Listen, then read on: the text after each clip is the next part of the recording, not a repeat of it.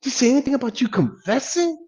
No, the confessing comes afterwards, after you are cleansed. You can't see your own sin, friends, while you're sitting in them. Not having spot, wrinkle, any such thing, but that she should be holy. Why? And without blemish, because the payment was made for her spots, wrinkles, and any such thing. So are the spirits that are now clean ought to love their own bodies as their own bodies. He who loved, now listen, old friend, look at this. He who loves his own wife. Now, thinking about Proverbs chapter 8. Where's that? He, God, who loves his own wife, Christ, the body, loves himself, delights in himself.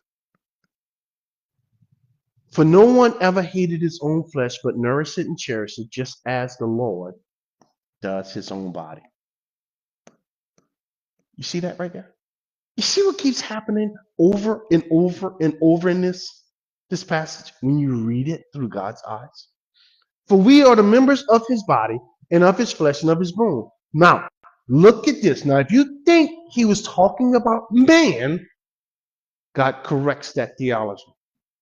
For this reason, a man shall leave his father and mother and be joined to his wife. Now, who do you think he's talking about?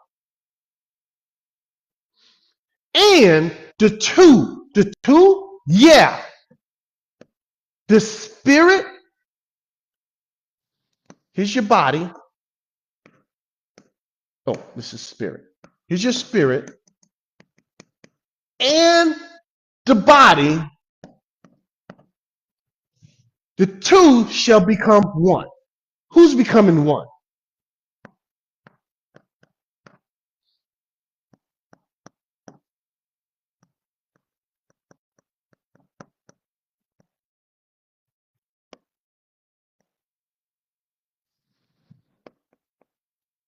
Who's becoming one?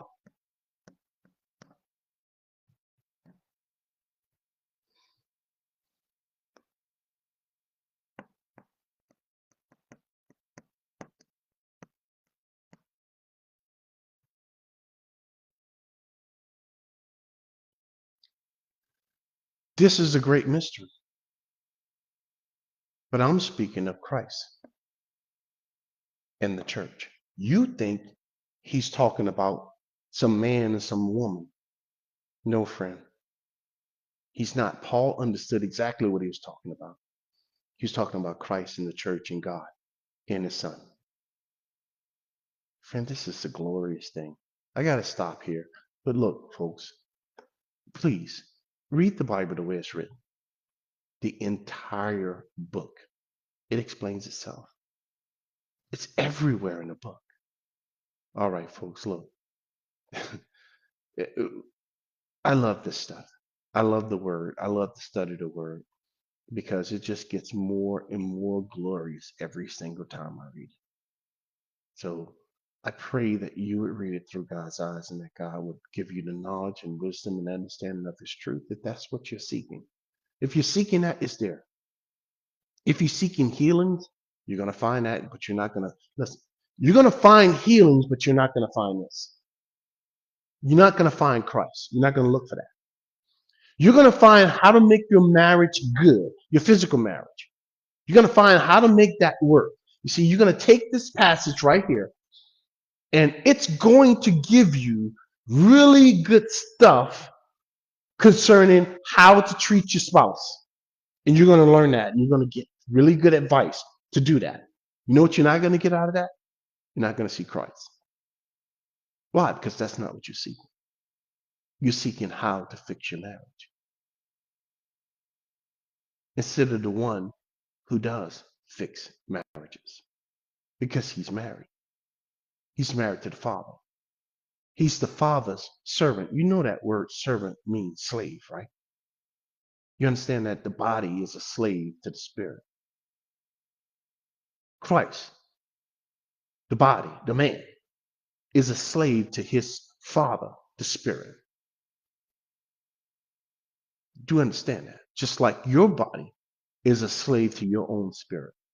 And he only does, your body, what your spirit tell it to do. So please, I beg you, stop looking for things in the book. Please stop doing that. Seek Christ and Christ alone. And you're going to be, your eyes are going to open up to the wonders of the scripture. And you're going to see him, that glorious, holy, righteous treasure. You're going to see him in every single verse. All right, friends, till next time. Take care.